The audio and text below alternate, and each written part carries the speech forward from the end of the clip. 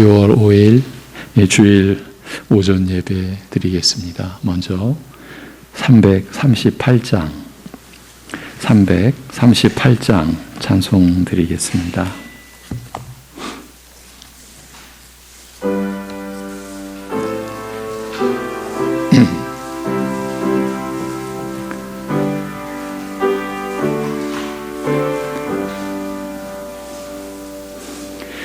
내 주를 가까이 하게 하는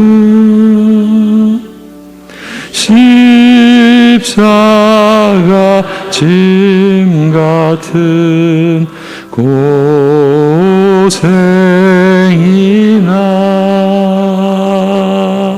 내 인생 소원은 늘 찬송하면서 주께도 나가기 원합니다.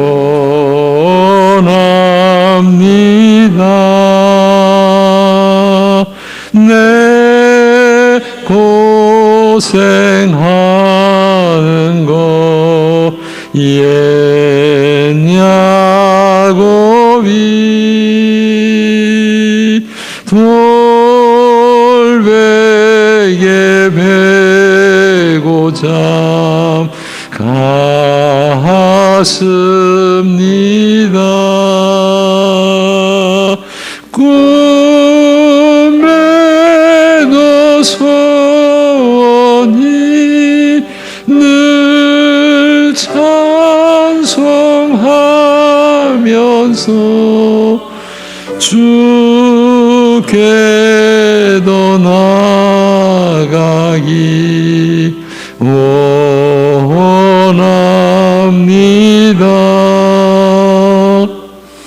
천성에 가는 길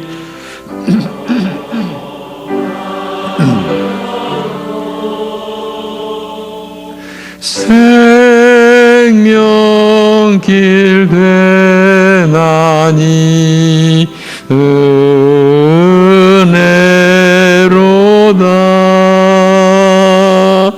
천사 날 부르니 늘 찬송하면서 주께도 나가기 원합니다.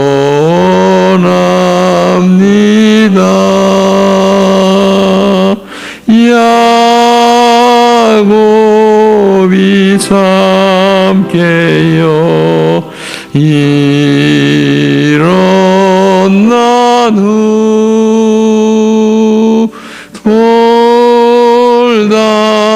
돌단을 쌓은 것 본받아서 숨질 때 되도록 늘 찬송하면서 주께도 나가기 원합니다.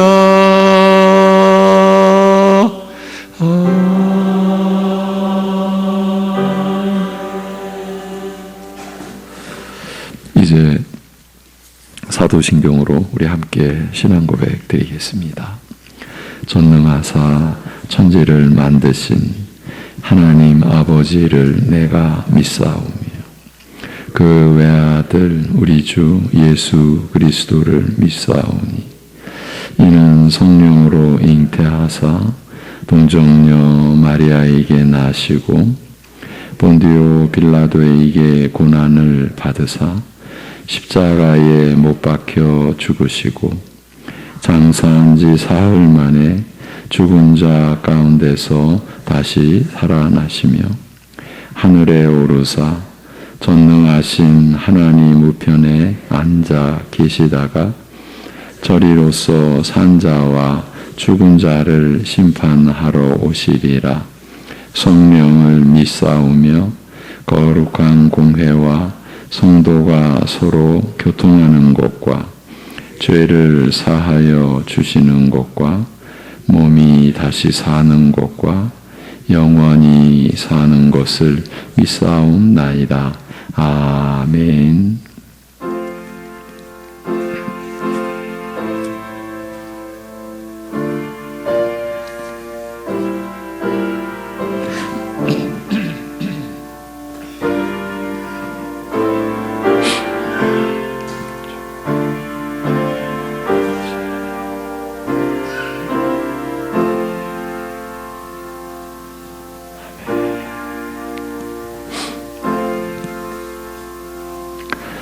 여호와는 천지와 바다와 그 중에 만물을 지으시며 영원히 진실함을 지키시며 억눌린 사람들을 위해 정의로 심판하시며 줄인 자들에게 먹을 것을 주시는 이시로다.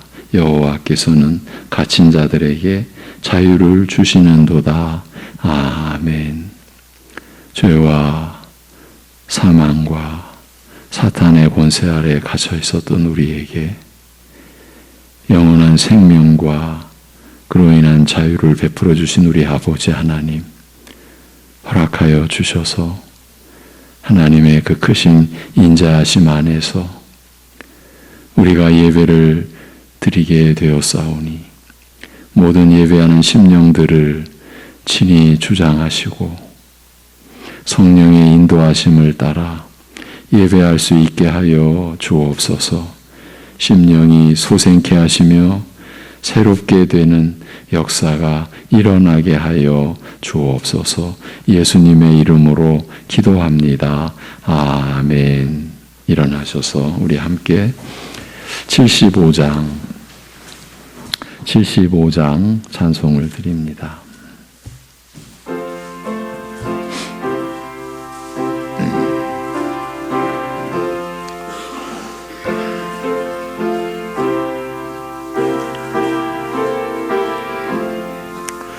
주여 우리 무리를 불쌍하게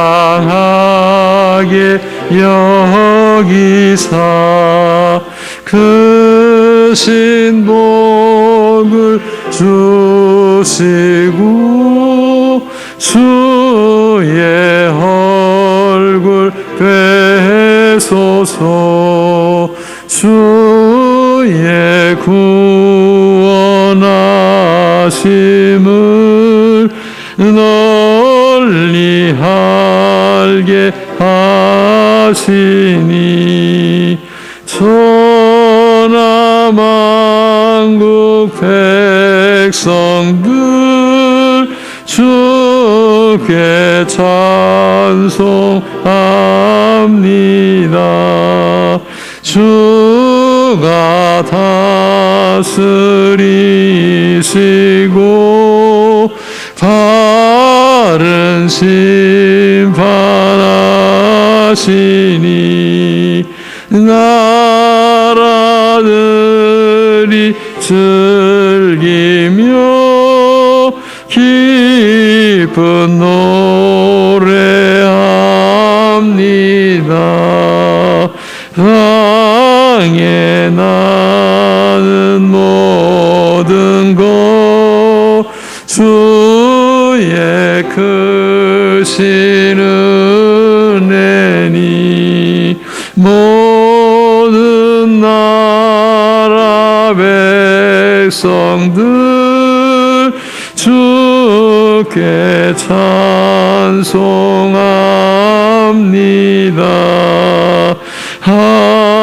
하나님 우리에게 복을 내려 주시니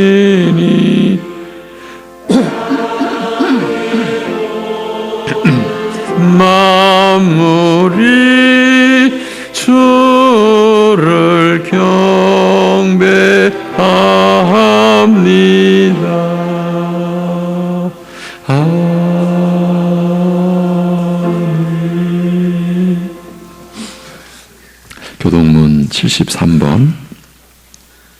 73번 이사야 65장입니다.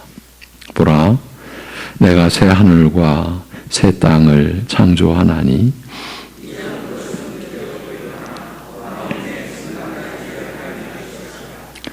너희는 내가 창조하는 것으로 말미암아 보라, 내가 예루살렘을 즐거운 성으로 창조하며 그 백성을 기쁨으로 삼고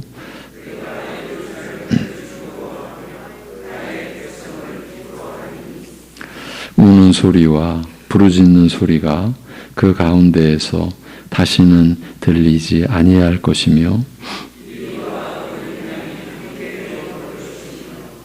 사자가 소처럼 짚을 먹을 것이며 뱀은 흙을 양식으로 삼을 것이니 나의 성산에서는 해함도 없겠고 상함도 없으리라. 여호와께서 말씀하시니라. 아멘.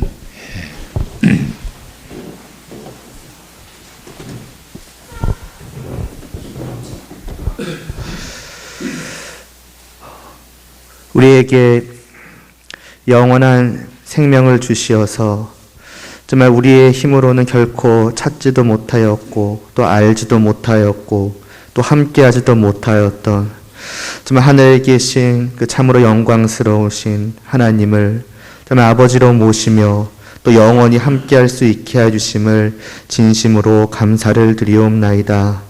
참으로 하나님께 정말 감사와 경배를 드림이 너무나도 마땅하기에 오늘도 이렇게 저희가 한 자리에 모여서 한 마음으로 하나님을 예배하오니 이 예배를 주님 기뻐 받아 주시옵소서. 하나님 아버지, 우리가 이러한 마음과 또 이러한 예배가 단지 오늘 하루만 이어져야 되는 것이 아니라 매일같이 날마다 모든 삶 속에서 모든 순간마다 그리해야 함에도 불구하고 또한 그렇게 살아오지 못하였음을 용서하여 주시옵소서. 하나님을 바라보기보다 또 당장 우리의 육신의 눈으로 보여지는 그 세상과 그 세상의 풍파에 휩쓸려서 정말 중심을 잡지 못하고 그냥 세상 속에서 세상의 흐름대로 또한 살아왔음을 고백하오니 정말 이렇게 연약하고 여전히 죄악된 저희들을 주님 긍휼히 여겨 주시옵시고 정말 주님의 크신 팔로 저희를 안아주시고 굳건하게 붙들어 주시고 튼튼하게 세워 주시옵소서.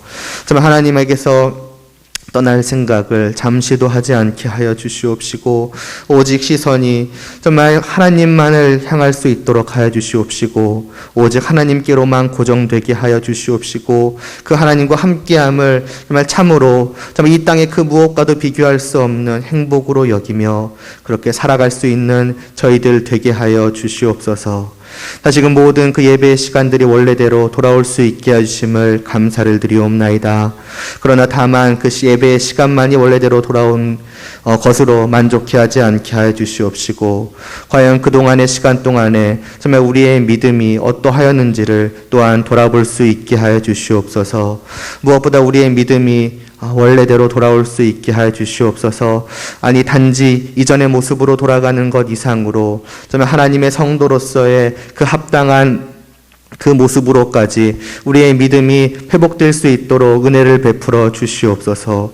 하나님 아버지, 날마다 더욱더 하나님을 사모하게 하여 주시옵시고 하나님의 말씀을 갈망하게 하여 주시옵소서. 진리에 대한 사모함이 있게 하여 주시옵시고 오직 그 진리로만 가득 내 마음속을 채울 수 있도록 할 수 있는 저희들 되게 하여 주시옵소서. 이러한 저희들에게 이 시간도 말씀하여 주시옵소서.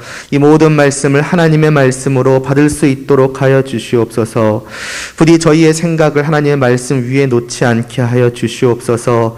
그것이 진실로 하나님의 말씀이라면은 그 말씀 앞에 우리의 생각이 설 자리가 어디에 있겠습니까?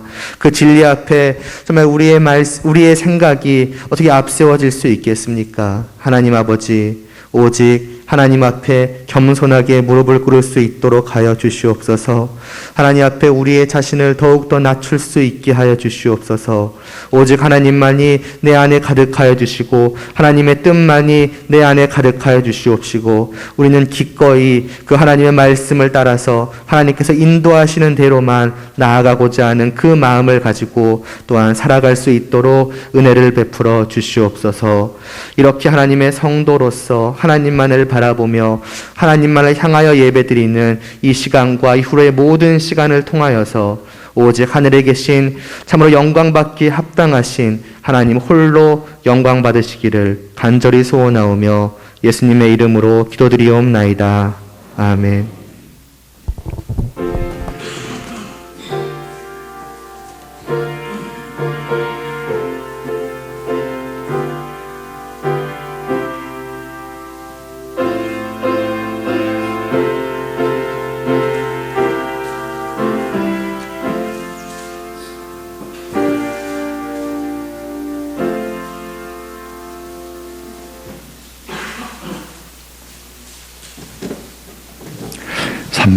(343장) 찬송 드립니다. 343장.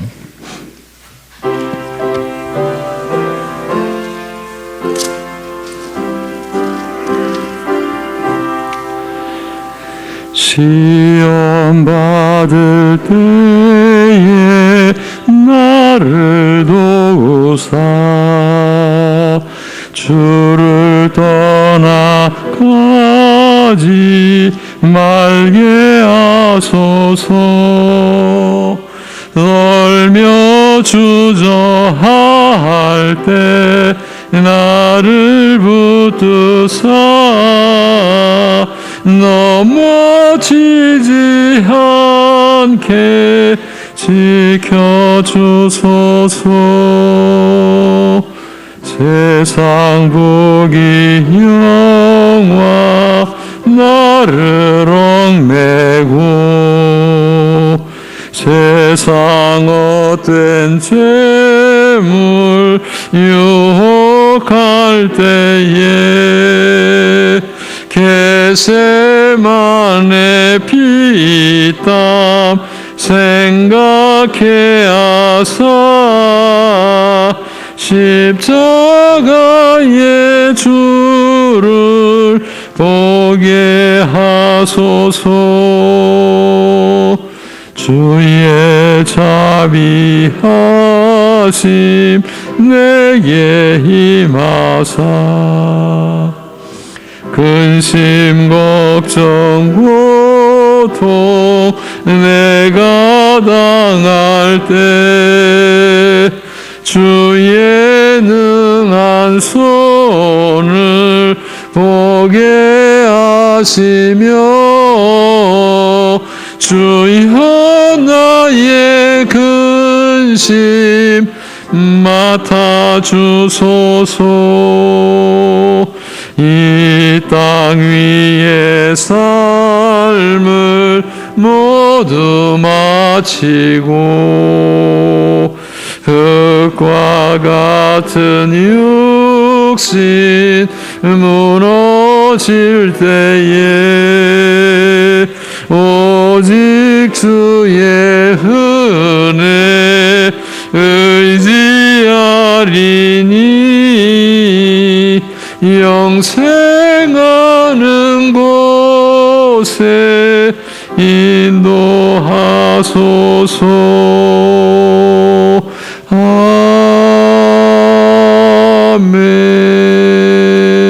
아멘. 생명의 근원이시며 그 생명에 속한 모든 능력과 은혜를 베풀어 주시는 아버지 하나님, 저희가 하나님의 택하심을 받고 부르심을 받아 하나님 앞에서 하나님을 향하여 살게 된 이 모든 것을 감사드립니다. 평상시에 이 감사함을 놓치고 왜 감사해야 하는지도 모른 채 살기도 하는 저희들이지만 변함없이 긍휼히 여겨주시는 하나님의 손길에 붙잡혀 하나님을 예배하는 이 자리에 나오면서 하나님 아버지 앞에 감사의 예물을 올려드리고 있사오니 우리의 연약함을 긍휼히 여겨 주옵시고, 그러면서도 어려움 중에 11조를 구별하고 감사의 고백을 담고 주님의 나라를 섬기고 일용할 양식을 감사하며 주일 예물을 올려드리는 그 심령을 그 믿음의 고백과 감사의 고백과 헌신의 그 다짐을 받아 주시옵시고, 하나님께서 우리가 육신의 생애를 살아가는 동안 붙드시고 간섭하시고 또 인도하여 주셔서 우리를 통해서 주 예수 그리스도만이 종기 되시는 생애가 되고 우리의 삶이 되게 하여 주옵소서. 아버지 하나님의 영원한 경륜과 목적으로 천지가 창조되었고 그 가운데 하나님의 형상으로서의 사람을 지으셨는 바 그 하나님의 영원한 목적을 거부하고 대적하고 원수질하던 저희였지만 아들을 죽인 그 희생의 사랑과 성령을 주신 한없으신 그 은혜로 우리를 다시 살려주시고 다시 새 생명, 영원한 생명을 지니고 살게 하여 주신 그 하나님의 뜻에 우리가 늘 붙잡힐 수 있게 하여 주옵소서. 우리의 무지를 깨트려서 하나님의 뜻과 하나님을 섬기는 그 마음이 일어나게 하여 주옵시고, 우리의 탐욕과 우리의 패역함과 완악함을 부셔주셔서 하나님의 뜻에 우리의 인생이 묶이는 것이, 그것이 자유함이요 그것이 참 영광됨이요 그것이 얼마나 거룩한 삶인지를 깨닫는 역사가 우리 안에 쉼없이 일어나게 하여 주옵소서. 은혜의 옷을 입었다가도 순식간에 은혜의 옷을 내던져버리고 하나님의 은혜로 산다고 하면서도 내 욕심과 내 중심으로 살고는 하는 우리를 불쌍히 여겨 주옵시고, 그러면서도 우리를 택하시고 우리를 자녀 삼으신 하나님의 신실하신 약속이 깨질 리가 없고 취소될 리가 없고 후회하심이 없으신 아버지 하나님의 그 선하심과 인자하심 안에서 늘 우리가 회복될 때마다 더 자라게 하시고 더 하나님의 뜻과 하나님의 말씀에 더 우리 자신을 내어 맡길 수 있는 믿음이 이 자라나도록 인도하여 주옵시고, 그러한 가운데 오늘도 주의 말씀 안에서 우리가 새로워지고 주님의 사랑을 새롭게 깨닫게 하여 주옵시고, 우리를 얼마나 긍휼히 여기시고 얼마나 귀하게 여기시고 얼마나 사랑하시는지를 오늘도 말씀 안에서 더 깊이 또 새롭게 깨닫는 역사가 있게 하여 주옵소서. 아버지 하나님, 생각 없이 목적 없이 아무런 의지 없이 덧없이 인생을 살아가는 어리석은 저희들 되지 않게 하옵소서. 아버지 하나님, 우리가 하나님의 형상으로 지음받은 하나님의 영광을 담은 하나님의 영광을 위하여 지음받은 우리라는 것을 오늘도 새롭게 인식하고 또 깨닫고 이해하고 그리하여 우리의 삶을 주님께 온전히 맡기는 그러한 믿음의 다짐과 역사가 우리 안에 일어나게 하여 주시옵소서. 예수님의 이름으로 감사하며 기도하옵나이다. 아멘. 시편 68편 19절에서 23절입니다. 우리 짐을 지시는 주, 이 제목으로 시편 68편 19절에서 23절.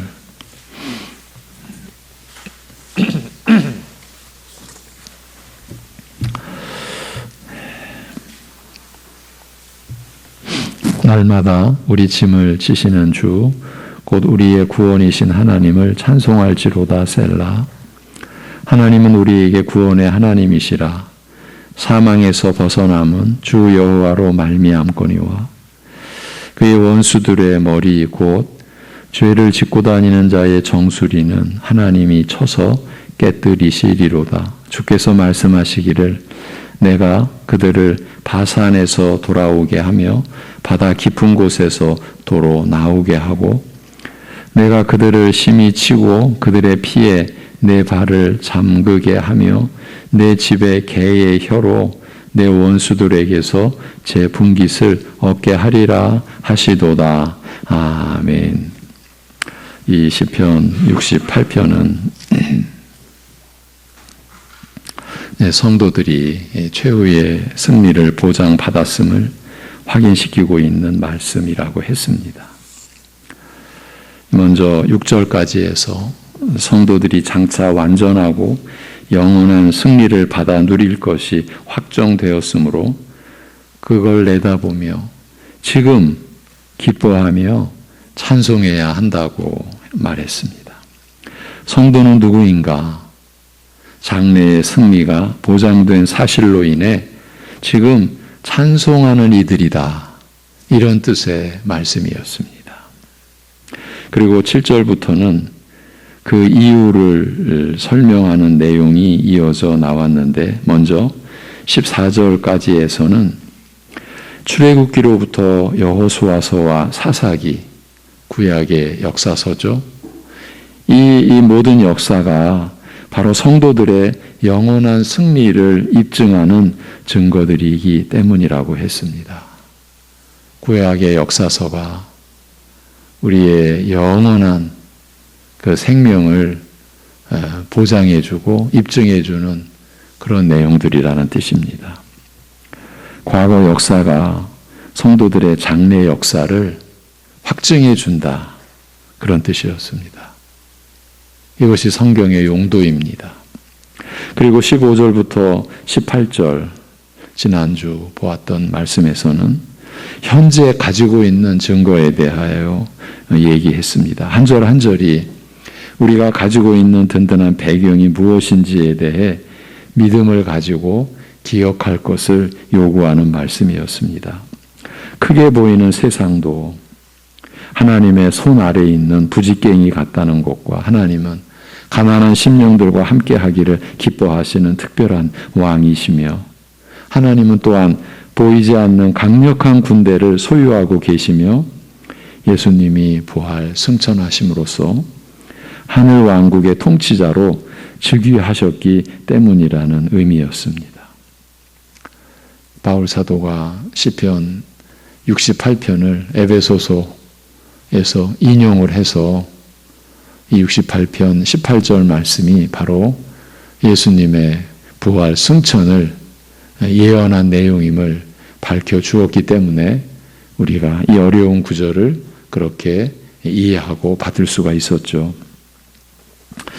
이런 말씀들이 우리가 가지고 있는 신령한 증거들입니다. 우리가 그런 하나님의 손 안에 있기 때문에 최후의 승리를 보장받았음을 알고 지금 여기서 하나님을 찬송하는 자들이어야 하리라는 것입니다. 이제 이러한 말씀이 신약에 가면 항상 기뻐하라, 쉬지 말고 기도하라, 범사에 감사하라. 이러한 말씀으로 이어지는 것이죠. 예. 시인의 노래는 계속되고 있습니다. 오늘 본문은 우리가 기뻐하며 하나님을 찬송해야 하는 또 다른 이유를 말씀하고 있습니다. 이런 일이 있기 때문에 우리 성도들은 최후의 승리를 보장받았음이 확실하다라는 것입니다. 오늘 본문은 두 가지 요점으로 나눌 수 있습니다. 첫째는 매일 순간순간마다 죽음에서 우리를 하나님이 건져주시기 때문에 하나님을 찬송해야 한다는 것입니다. 여러분, 매일 순간순간마다 죽음에서 우리를 하나님께서 건져주시고 계십니다. 예. 우리의 영적 실체는 매일 삶과 죽음의 갈림길에 놓여 있다. 그런 배경, 그런 영적 실체를 토대로 해서 그러한 죽음에서 하나님은 우리를 건져주시고 계신다. 그런 내용입니다. 먼저 날마다 우리 짐을 지시는 주, 곧 우리의 구원이신 하나님을 찬송할지로다라고 합니다. 날마다 우리의 짐을 대신 져 주심으로써 우리를 구원하시는 하나님을 찬송해야 마땅하다라는 것입니다.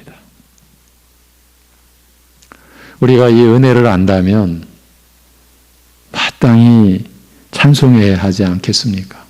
그러면 어떤 짐을 우리를 위해 지시는가 하는 것이 20절에 나타나 있습니다.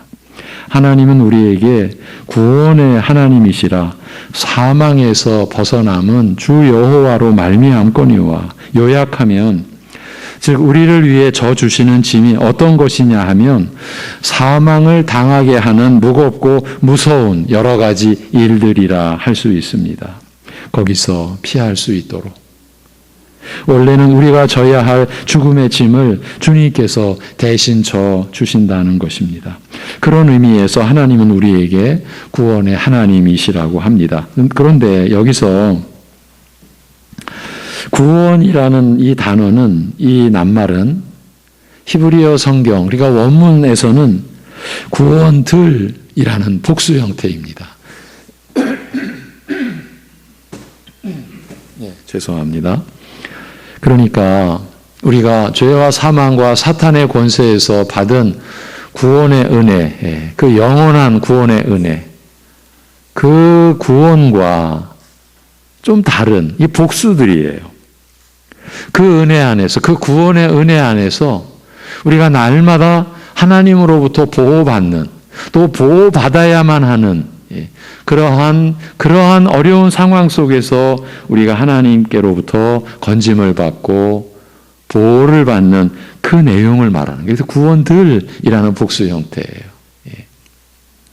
이는 여러 가지 형태로 찾아오는 죽음으로부터 벗어날 수 있게 해주신다라는 뜻입니다. 하나님은 죽음에서 나가는 그 문의 열쇠를 갖고 계신다, 그런 뜻인 거예요. 사람이 사망의 음침한 골짜기에 있으면서 탈출구를 찾을 수 없을 때에, 어디로도 벗어날 길을 찾을 수 없을 때에도 하나님은 우리에게 길을 열어주신다, 열어주실 수 있다라는 것이에요. 사도 바울의 고백을 들어보십시오. 형제들아, 우리가 아시아에서 당한 환난을 너희가 모르기를 원하지 아니하노니 힘에 겹도록 심한 고난을 당하여 살 소망까지 끊어지고, 우리는 우리 자신이 사형 선고를 받은 줄 알았으니, 이제 그러니까 죽음의 순간만을 기다리는 그런 처지가 되었던 거죠. 살 소망이 끊어졌어요. 아, 사형 선고가 내려졌구나. 이제 집행만이 남았구나. 이제 그런 상황. 그렇게 사형 선고를 받은 줄 알았으니, 그런데 여기서 길이 열린다라는 거예요. 이는 우리로 자기를 의지하지 말고 오직 죽은 자를 다시 살리시는 하나님만 의지하게 하심이라. 그가 이같이 큰 사망에서 우리를 건지셨고 또 건지실 것이며 이후에도 건지시기를 그에게 바라노라. 이게 고린도후서 1장 8절 이하입니다. 그러니까 사도 바울과 그 일행은 날마다 이 사망의 음침한 골짜기를 거닐었던 거죠. 그래서 건짐을 받았고 또 건지실 것이고 이후에도 건지시기를 믿는 거죠. 바라고 있는 거죠. 구약의 증언도 들어보십시오. 다니엘이 굶주린 사자굴에 들어가 밤을 지내야 했을 때에도 사자 입을 막으셔서 구원해 주신 분이 하나님이셨습니다. 아, 옛날 다니엘이 사자굴에 들어갔었구나. 여러분, 그게 우리를 향한 말씀입니다. 지금 여러분 중에 누군가가 사자굴에 들어가 있는 형상으로 지금 살고 계실 수 있습니다. 그런데 그 사자의 입을 하나님께서 막고 계시는 겁니다. 천사를 보내셔서. 다니엘의 세 친구가 다니엘처럼 억울하게 7배나 더 뜨겁게 달군 용광로에 들어가 죽임 당해야 했을 때에도 천사를 보내어 그들의 머리털 하나도 그을리지 않게 하신 분도 하나님이셨습니다. 이것이 다 다니엘서의 기록입니다. 오히려 그들을 풀무불 속으로 던져넣었던 사람들은 다 죽었어도 다니엘의 세 친구들은 하나님에 의해 죽음을 면했습니다. 이런 일이 성경에 한두 번 나오는 것이 아닙니다.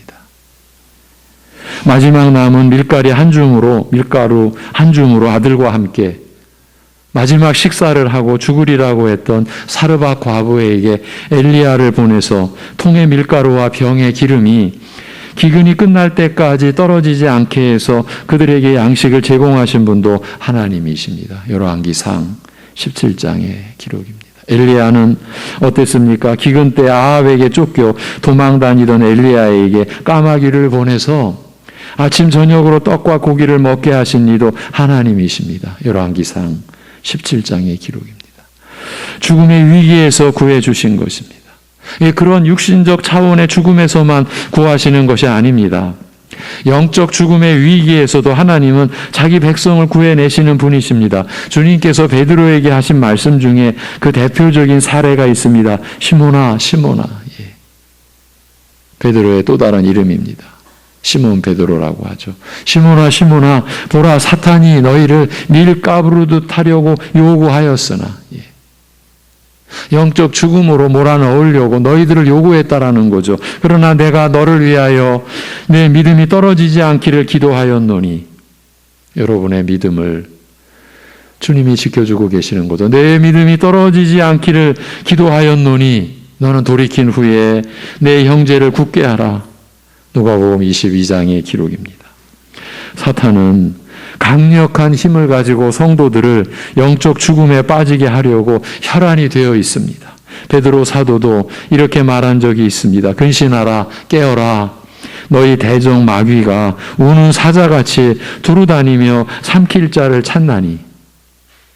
베드로전서 5장 8절입니다. 우는 사자같이 두루다니며 삼킬 자를 찾나니.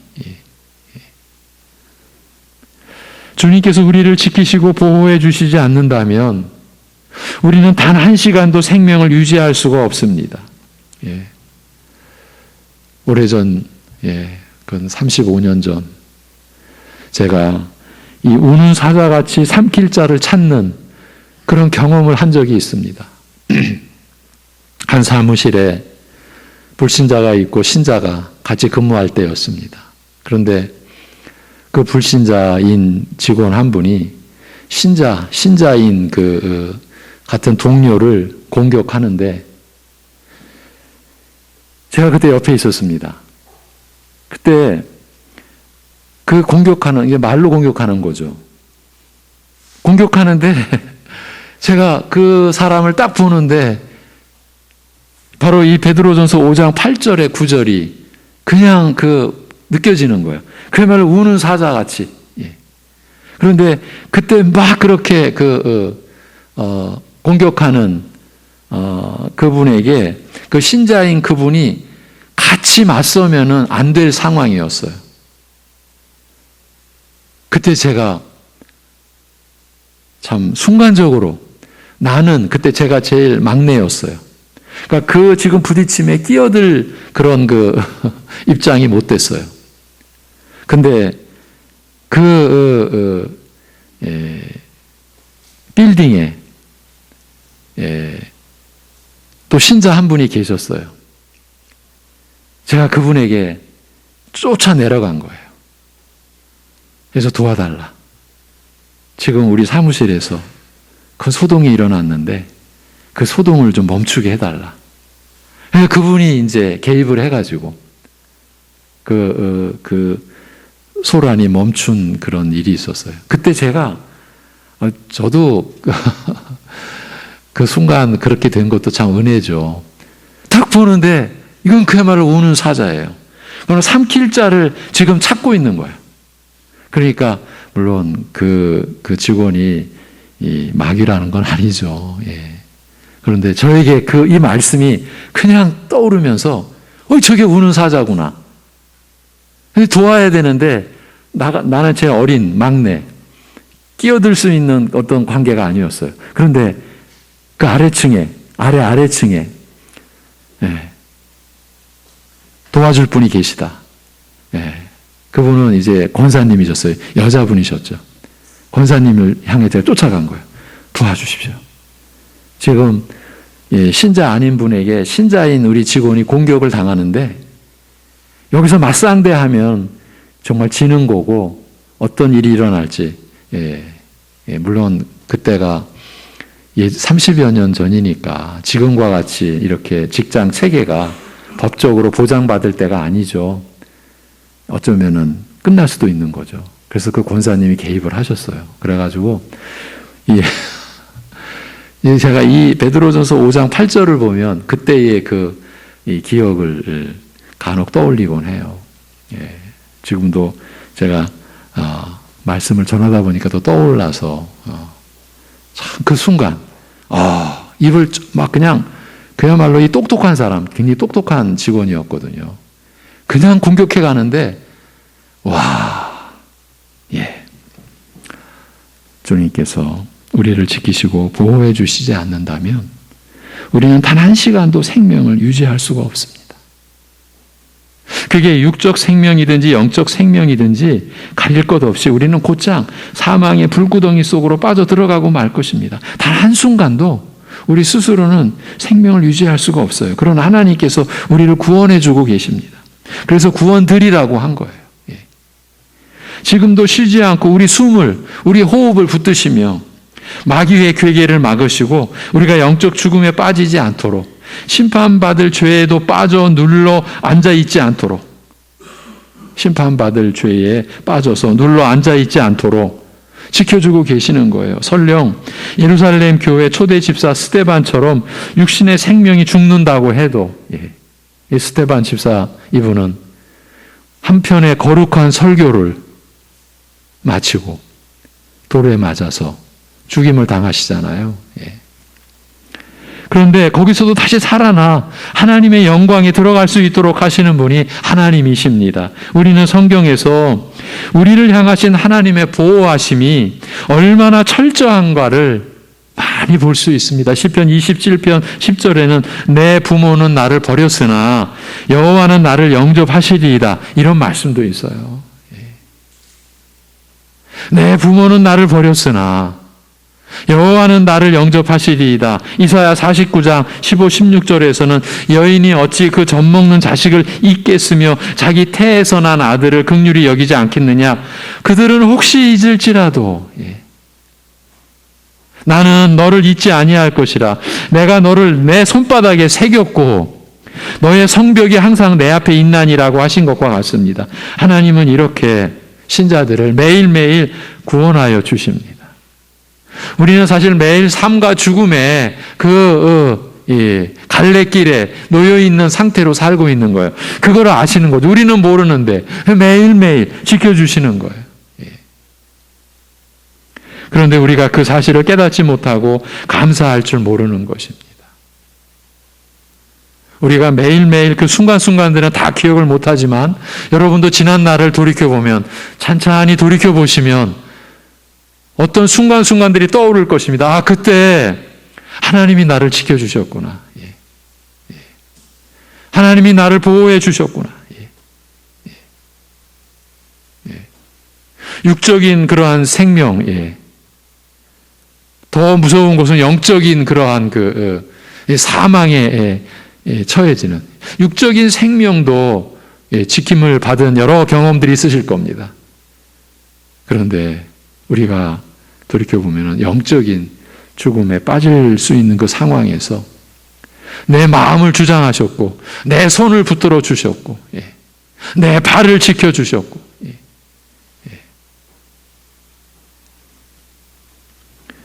그런데 우리가 그 사실을 깨닫지 못하고 감사할 줄 모르는 것입니다. 그렇습니다. 우리는 자신의 죄도 제대로 모를 뿐더러 하나님께 우리가 얼마나 감사해야 하는지도 제대로 모릅니다.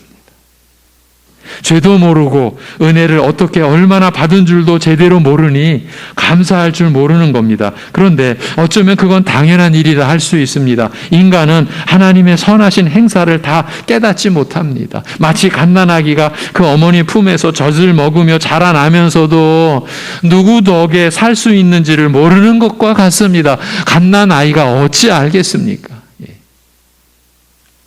우리는 하나님의 보호를 날마다 받으면서도 그 사실을 깨닫지 못하는 인간들입니다. 그러나 아이들이 철들면 알게 되듯이 우리도 성령의 은혜를 받을 때에는 그 사실을 깨닫고 또 확신을 가질 수 있습니다. 내 생명이 누구에 의해 보호받고 자라며 사망에서 피할 수 있는지를 알게 됩니다. 이 깨달음을 하나님이 허락해 주셔야, 즉 말씀을 보는 눈을 하나님이 열어주셔야 비로소 알게 됩니다. 그래서 감사하는 신앙생활이 되지 않을 때는 무엇보다도 하나님의 은혜를 깨닫게 해주시라고 간구해야 합니다. 이 점에서는 그 누구도 예외가 될 수 없습니다. 하나님이 준비하신 해와 비에 의해 우리의 생명이 보존됩니다. 여러분, 지금 올해 2022년 지금 6월달 지금까지 내린 비가 평년에 내린 비의 6%밖에 안 된답니다. 지금 굉장히 위험한 상황입니다. 우리나라가. 근데 우리나라뿐만이 아닙니다. 전 세계가 물 부족 사태. 우리가 지금 살아가는 것이 그래서 자연스럽게 사니까 사는 게 아니고 생명을 주신 분과 그 생명을 유지 보존케 해주시는 분이 계셔서 살아가는 것을 이 자연 현상을 통해서도 우리는 몰라요. 몰라. 예. 제가 이런 말 한 적이 있어요. 우리나라에 1년만 비가 안 오면 어떻게 될까? 완전히 황폐화. 제가 그 말을 하니까 집사람이 여보 1년이 아니라 지금 이 몇 개월 비가 안 와도 지금 논바닥이 쩍쩍쩍 갈라지고 밭이 갈라지고 그렇습니다. 하나님이 준비하신 해와 비에 의해 우리의 생명이 보존되며 하나님이 보내신 천사들에 의해 어두운 데서 우리를 향해 던지는 마귀의 비수를 피하게 하시는 거죠. 우리가 어찌 피할 수 있습니까? 근데 피하게 하시는 거죠. 그래서 우리의 영적 생존이 가능하다는 것을 알아야 합니다. 그 사실을 믿어야 합니다. 그런 은혜가 있기 때문에 우리는 장래의 완전한 승리를 확신할 수 있으며 또한 그런 은혜가 있기 때문에 지금 이 순간 고난의 인생길을 걷고 있다라고 해도 하나님을 찬송해야 한다라는 것입니다. 오늘 이 말씀이 우리에게 얼마나 큰 위로가 되는지 모릅니다. 사실 최후의 승리를 보장받았다라는 말씀을 4주째 보고 있지만 지금 살기 힘들고 거기다가 신앙생활도 제대로 못하는 처지에서 최후의 승리와 그 영광에 대한 약속의 말씀이 멀게 느껴지고 막연하게 느껴지는 면도 없지 않았습니다. 이 우주 역사의 종말과 오늘의 현실이 어떤 의미로는 아무 상관없는 것처럼 느껴지기도 했고요. 그런데 본문 말씀이 그 거리감을, 그 막연함을 어느 정도는 극복해 해주지 않았나 싶습니다. 오늘의 상황과 최후의 승리가 아무 상관이 없는 게 아니고 그 최후의 승리를 우리에게 안겨주시기 위해서 지금 이 순간도 우리를 지키시고 우리가 져야 할 사망의 짐을 져주시고 계시니까요. 그러니까 우리 신자들이 최후의 승리를 약속받았기에 오늘 우리의 짐을 져주시는 것 아니겠습니까? 이런 의미에서 오늘 말씀이 주는 은혜는 특별하다라고 본 겁니다. 그러고 보면 우리 신자들은 특별한 사람들입니다. 태초에서부터 이 우주 역사의 종국까지를 하나님의 말씀을 통해서 다 품고 살아가니까요. 그리고 하나님의 그 영원한 작정에 대한 약속의 말씀을 받아들고서 살아가니까요. 이 얼마나 놀라운 일입니까? 두 번째 이유는 이제 분위기는 완전히 바뀝니다.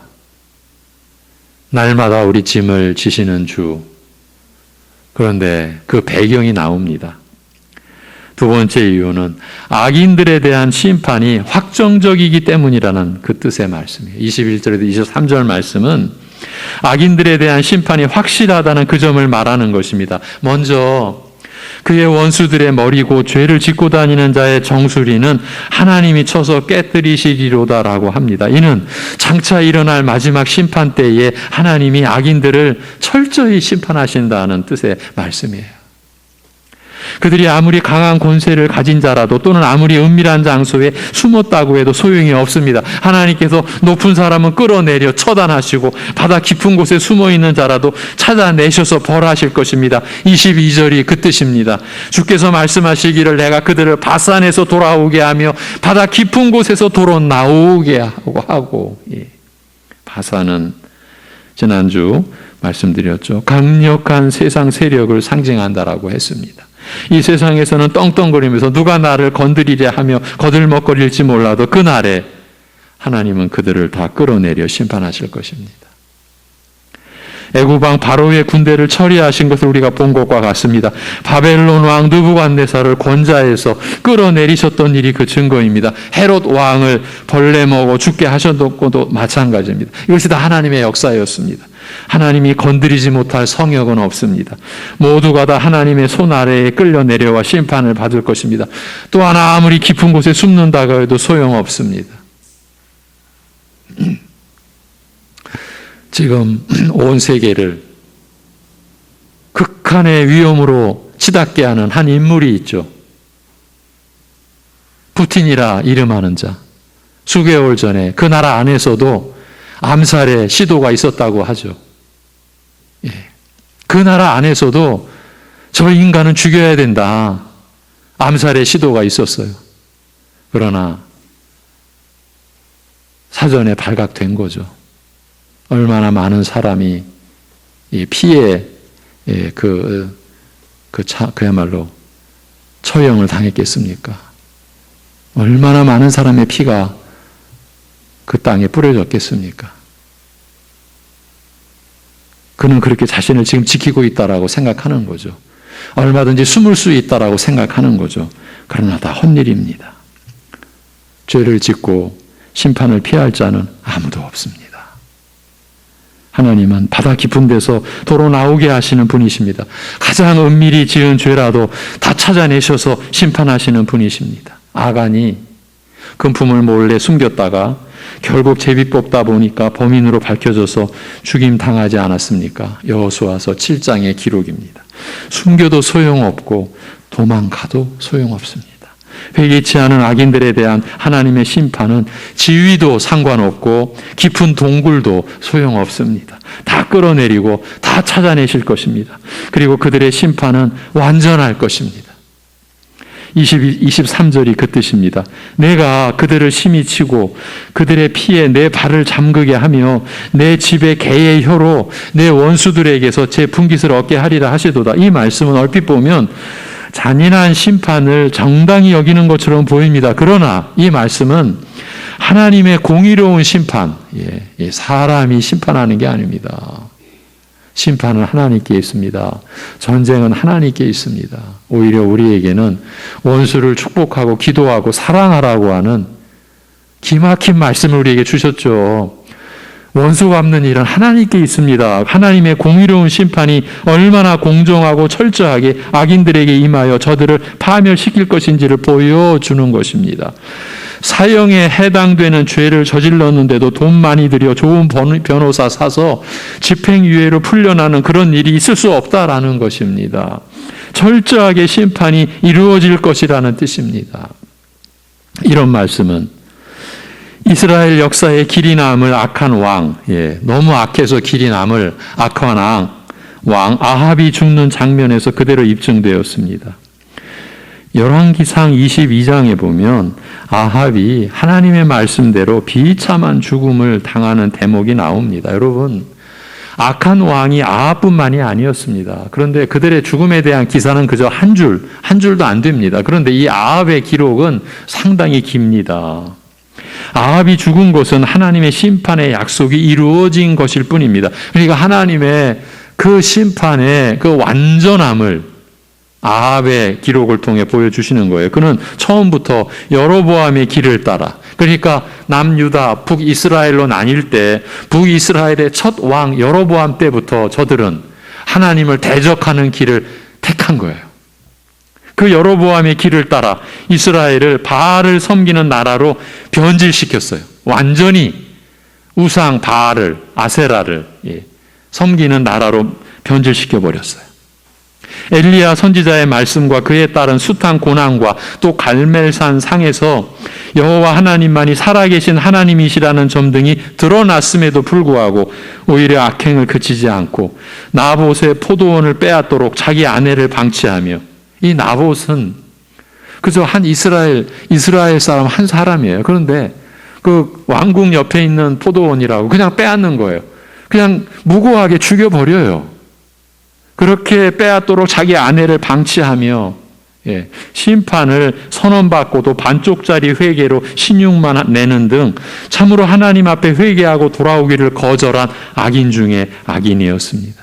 그런데 하나님은 그를 향한 심판을 이미 확정해 놓고 계셨습니다. 바로 아합이 나봇의 포도원을 빼앗고 난 뒤, 여러분, 이 권력 있는 자가 그래서 그 백성들을 위하라고 하나님의 섭리 속에서 나라를 다스릴 권한을 부여받은 자가 그 권력으로 탈취할 때 그거에 대하여 하나님이 얼마나 진노하시는지를 이 아합과 나봇을 통해서 보여주신 것이에요. 오늘날도 이러한 일이 얼마나 많이 일어납니까? 한 나라 안에서 일어나죠. 한 직장 안에서 일어나죠. 한 공동체 안에서 일어나죠. 힘 있는 자가 힘 없는 자를 핍박하는 것에 대해서 하나님이 얼마나 진노하시는가. 이것이 아합과 나봇의 이 기사에서 우리에게 주어진 메시지예요. 메시지. 힘 있는 자가 힘 없는 자를 멸시한다, 짓밟는다. 하나님이 똑똑히 보고 계시는 거예요. 오늘날도 그대로입니다, 여러분. 이 아합이 나봇의 포도원을 빼앗고 난 뒤 하나님이 그가 끝까지 참된 회개를 하지 않을 것을 이미 아시고 엘리야를 통해 예언하신 말씀입니다. 열왕기상 21장 19절에 여호와의 말씀이 내가 죽이고 또 빼앗았느냐고 하셨다 하고 또 그에게 이르기를 여호와의 말씀이 개들이 나봇의 피를 핥은 곳에서 개들이 내 피 곧 내 몸의 피도 핥으리라 하였다 하라고 하신 이 말씀입니다. 그리고 미가야 선지자도 죽음을 각오하고 아합 왕과 악한 영의 지배를 받는 거짓 선지자 400명 앞에서 그와 같은 하나님의 경고를 알렸습니다. 무슨 소용이 있겠습니까? 결국 아합 왕은 아람 군대와의 전쟁에 나가야 했습니다. 그런데 이 아합은 이 전쟁을 맞아 계략이랍시고 자신만은 죽지 않을 방도를 강구합니다. 그는 유다 왕 여호사밧과 함께 전쟁에 나가는데, 그러니까 북쪽 아람 군대를 상대하기 위하여 북이스라엘과 남유다가 지금 연합을 한 거예요. 그래서 그 유다 왕 여호사밧과 함께 전쟁에 나가는데 여호사밧에게는 화려한 왕복을 그대로 입게 하고 자기는 일반 군병인 것처럼 변장을 하고 전쟁에 참여하게 된 거예요. 술수죠. 거기다가 아람 왕은 특별히 병거의 지휘관들 32명에게 명하기를 너희는 오직 이스라엘 왕만 찾아서 죽이라고 명령을 내립니다. 아합만 죽이면 된다는 명령이었습니다. 이렇게 보면 아합의 계략이 아주 현명한 것처럼 보이죠. 자기를 표적으로 삼고 나오는 암살범들이 있을 줄 알고 미리 군졸로 변장을 했으니 인간적인 지혜로만 할 것 같으면 모든 대비를 다 해놓은 철저한 지략가라고 할 수 있을 것입니다. 여러분, 이런 성경의 기록은 아합의 얘기만으로 끝나는 게 아닙니다. 오늘날 자기 스스로가 하나님 대적하고 의지하지 않고 자기 생명을 위해, 자기 행복을 위해 이 세상 것으로, 물질적인 것으로, 육신적인 것으로 채우고 또 준비하고 또 계획하고 또 계략을 짜고 하는 이 모든 것, 이 모든 얘기를 다 지금 가리키는 그런 내용인 거예요. 그러나 성경은 그가 얼마나 허망하게 죽었는지를 기록하고 있습니다. 여호사밧에게만 왕복을 입혀 전쟁에 참여하게 했으니 병거탄 32명의 아람 장관들은 그가 아합인 줄 알고 쫓아가다가 아니라는 것을 알고, 이게 다 하나님의 섭리죠. 돌아와 버림으로써 여호사밧은 살았습니다. 그런데 변장을 하고 전쟁에 임한 아합은 아무도 자기를 왕으로 알지 못하겠지라고 생각했으나 오히려 이름 없는 아람 군인이 이스라엘 군대를 향해서 쐈던 화살에 맞고 말았습니다.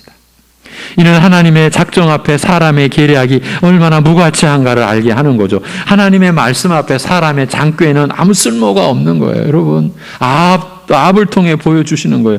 그야말로 높은 데서 끌어내시며 바다 깊은 데서 나오게 하셔서 심판하시는 거예요. 아합의 죽음은 하나님의 말씀이 얼마나 분명히 이루어지는가를 증거하고 있습니다. 또한 하나님의 심판의 철저함을 돌아보게 합니다. 심판의 날은 비록 천천히 이루어지더라도 반드시 이루어지고 만다라는 것과 그것도 철저하게 그 죄에 합당하게 완전한 심판으로 이루어지는 것을 우리에게 강조하여 알려주고 있습니다.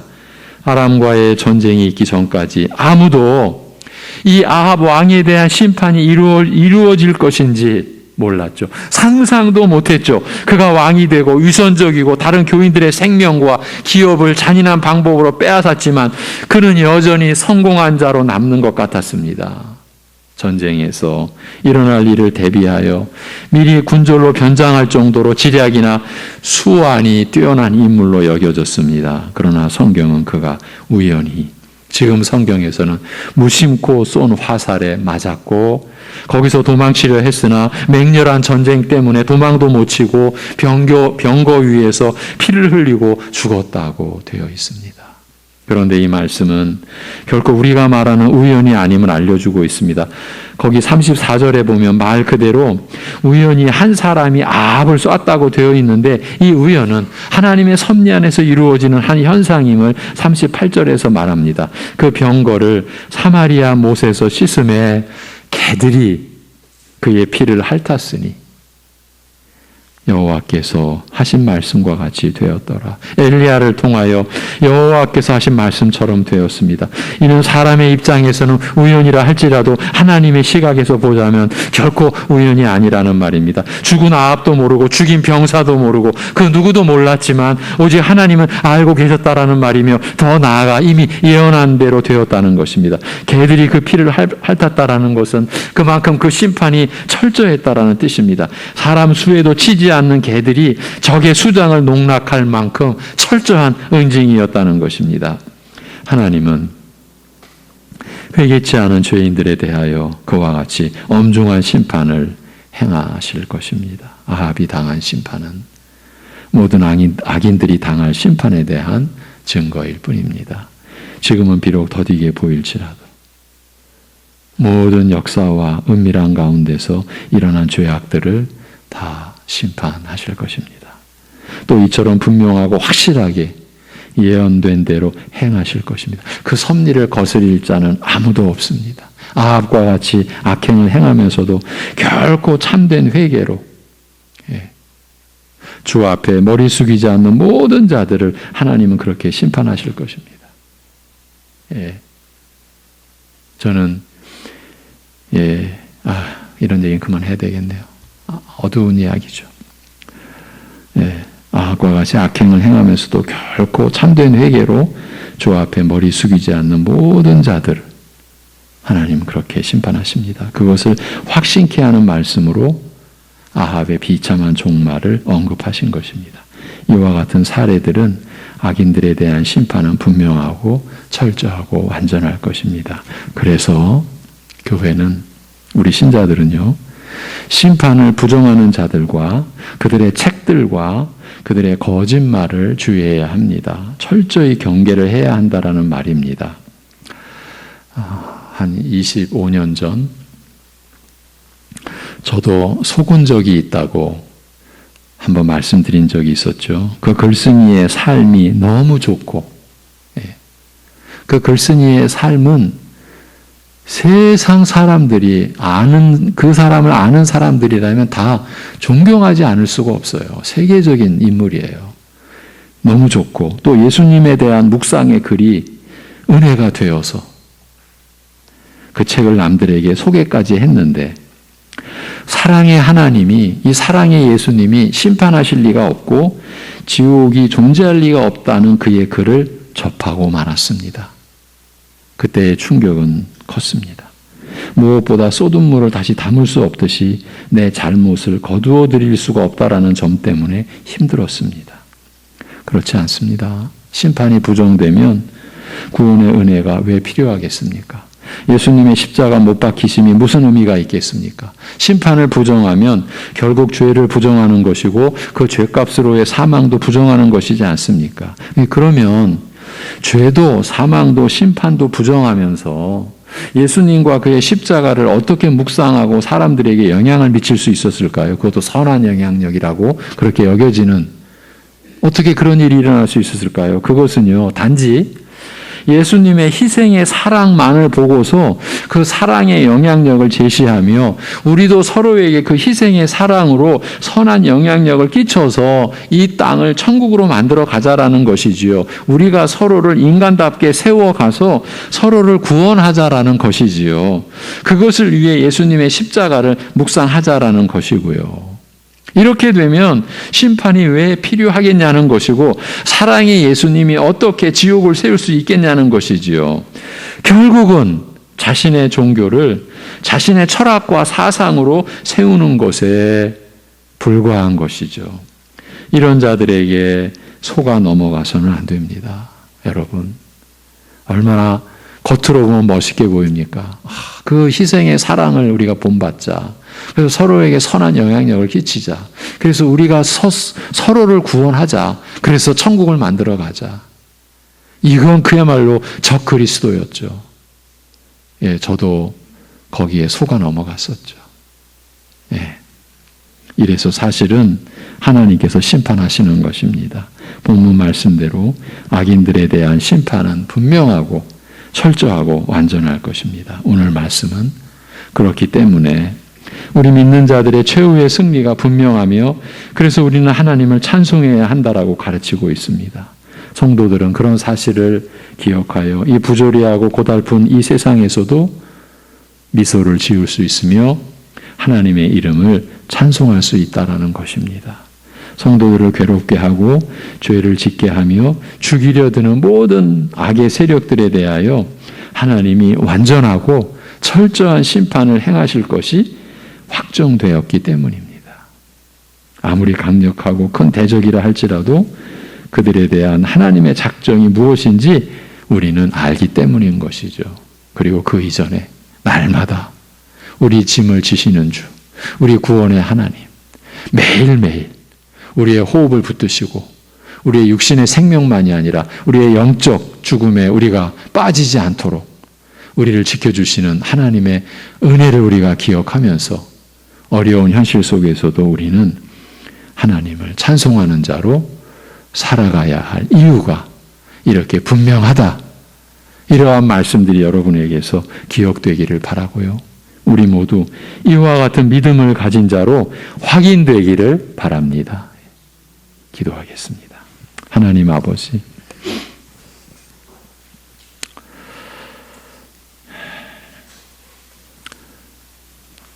우리의 죄로 죽으시고 부활 승천하셔서 성령을 보내주심으로 결코 인간적으로는 믿을 수 없는 하나님의 말씀인 성경이 믿어지도록 우리 안에 역사하여 주심을 감사합니다. 아직 이러한 말씀이 실제적으로 믿어지지 않는다면 그 믿음을 주시는 주님 앞에 엎드릴 수 있는 우리가 되게 하여 주옵소서. 믿어지지 않는다고 포기하지 않게 하여 주옵소서.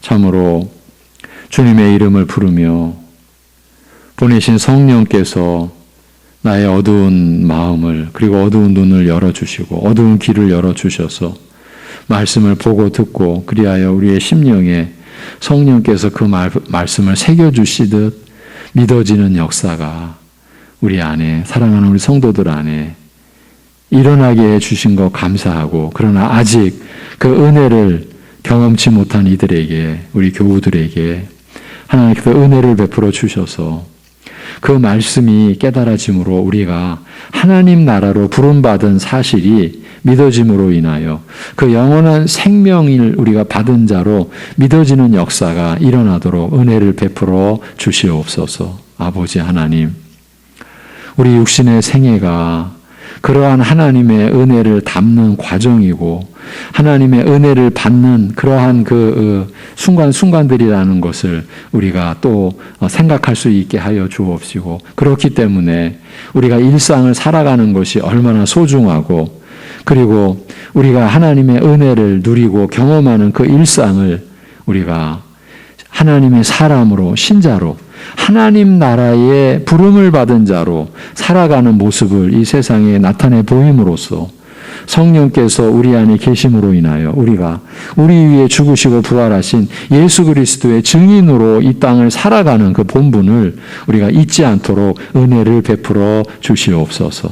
그리하여 우리 같은 것을 통해 그리스도께서 존귀히 여김을 받는 역사가 일어남으로 인하여서 하나님 아버지께 영광과 기쁨을 드리고 우리 또한 기쁨을 가지고 살아갈 수 있는 삶이 되도록 역사하여 주옵소서.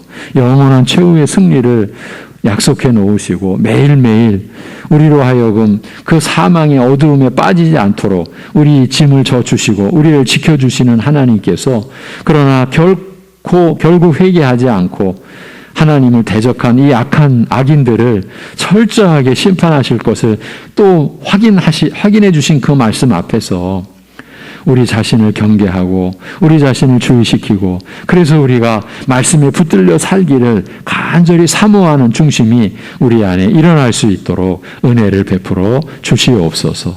이 모든 것을 주님께 의탁하오며 우리 주 예수 그리스도의 이름으로 기도하옵나이다. 아멘. 391장 찬송입니다.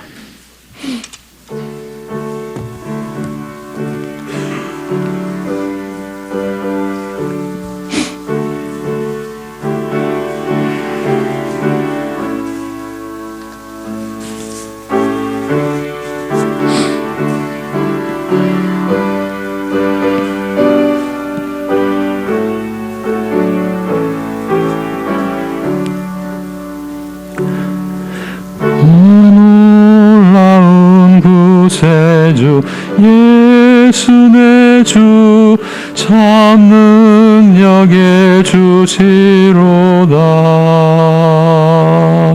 큰 바위 및 안전한 그곳으로 내 영혼을 숨기시네. 메마른 땅을 종일 걸어가도 나 피곤치 아니하며 저 위험한 곳 내가 이를 때면 큰 바위에 숨기시고 주 손으로 덮으시네. 오 놀라운 구세 주 예수 내 주 내 모든 짐 벗기시네. 죄악에서 날 끌어 올리시며 또 나에게 힘 주시네.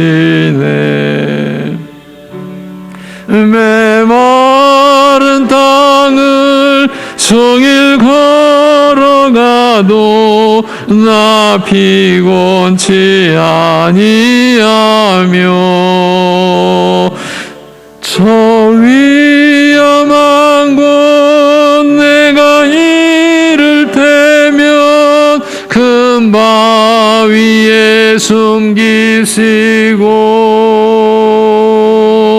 주 손으로 덮으시네. 측량 못할 은혜로 세우시며 늘 성령에 감화주사 큰 기쁨 중 주님을 찬양토록 내 믿음을 도우시네. 메마른 땅을 종일 걸어가도 나 피곤치 아니하며 저 위험한 곳 내가 이를 때면 큰 바위에 숨기시고 주 손으로 덮으시네.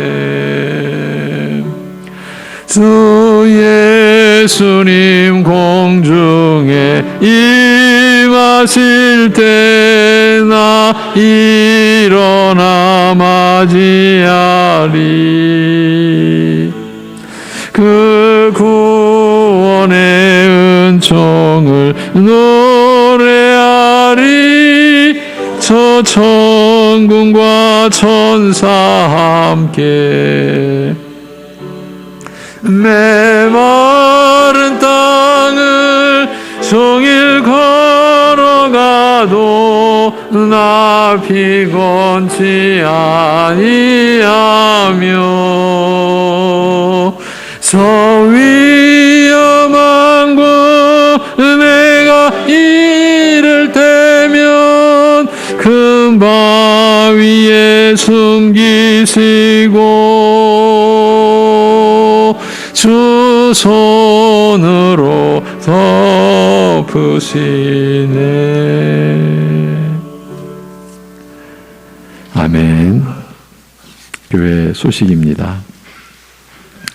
예, 여러분에게 이미 알려드린 대로, 공지해드린 대로 오늘부터 이번 주일부터 1부, 2부 본래대로, 그리고 저녁 7시 예배, 예, 새벽 예배와 수요 예배는 그대로, 또 새벽 금요 기도회 오후 9시에 이렇게 예전처럼 이제 드리게 되었습니다.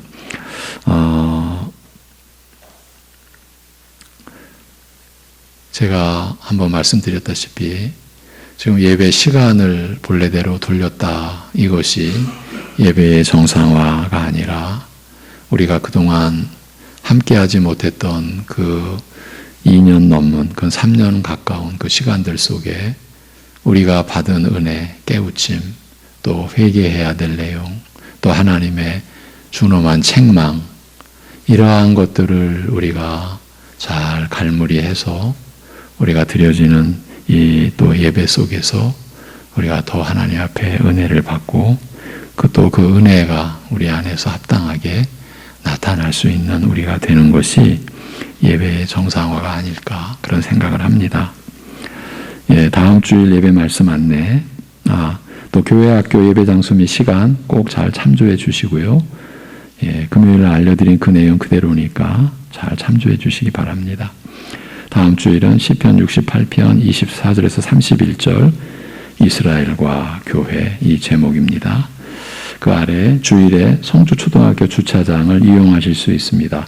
가급적 운동장은 피해 주시고요. 주일 오전 8시 40분부터 오후 4시까지여서 일부 예배 드리시는 분들에게는 죄송하지만 도움이 안 되는 것으로 압니다. 한 장을 넘기시면 좋은 교회, 저 시화 지구에 있습니다. 우리 김준영 목사님이 섬기시는 개척교회입니다. 위에서 기도하고요. 교회와 가정, 민족과 나라, 영역권의 연약한 교우, 이웃, 나라들을 위해서 우리가 기도해야 합니다. 네, 위로해 주시기 바랍니다. 우리 조군자 성도님의 부군상이 지난 5월 29일 날 있었습니다. 부군께서 소천하셔서 우리 조군자 성도님 슬픔 가운데 있음을 아시고 위로해 주시기 바랍니다. 또 축하해 주세요. 우리 곽성돈 성도가 등려를 했고요. 우리 김상아 집사가 등남을 했습니다. 예, 감사한 일이고 기쁜 일입니다. 예. 여기 기록은 없는데 두 가지만 좀 안내를 해드리고자 합니다. 부득이 주일 저녁 교회 차량 탑승이 필요하신 성도님께서는 교역자실로 연락을 주시기 바랍니다. 주일 저녁 예배, 저녁 7시 예배에 참석하시려고 하는데 교회 차량 탑승이 필요하다 하시는 분은 교역자실로 연락해 주시기 바랍니다. 그리고 다들 짐작하시는 대로 아직은 과도기입니다. 우리가 예배의 정상화라는 표현을 썼지만 지금 우리는, 저도 여러분도 마스크를 써야 되고 실내의 거리 두기는 제한을 풀었지만 우리는 여전히 서로 유의해야 됩니다. 그래서 교회의 모든 부서가 모든 그대로 운영이 정상화된 것이 아님을 양해 바랍니다. 찬양대 운영, 또 식당 운영, 또 구역 예배 모임, 이러한 것들은 아직은 정상화가 아닙니다. 그리고 부서 운영에 있어서도 지금은 일반적이지 않고 정상화된 것이 아니라는 것을 양해를 바라고, 과도기적인 체제로 지금 운영이 되는 예배에서 불편함이 있는 점을 양해해 주시기 바랍니다. 네. 이번 주 묵상 구절 우리 함께 읽고 제가 축도함으로 예배 마치도록 하겠습니다. 잠언 25장 16절 27절. 시작. 너는 꿀을 보거든 조카리만큼 먹으라. 과식함으로 토할까 두려우니라. 꿀을 많이 먹는 것이 좋지 못하고 자기의 영예를 구하는 것이 헛되니라. 아멘. 죄송합니다. 한 가지. 그동안 19년부터죠. 20년도 초부터 우리 금요일마다 이 비상 연락, 우리 구역장님들 또 기관장님들, 부서장님들 이렇게 수고해 주셔서 감사하고요. 그 금요일 날 알리는 것은 당분간 계속 하기로 했으니까 수고해 주신 분들 계속 수고해 주시기 바랍니다. 사실은 그 연락이 상당한 역할을 했습니다. 그래서 수고하신 모든 분들께 다시 한번 감사의 말씀을 드립니다. 제가 축도함으로 예배를 마치겠습니다.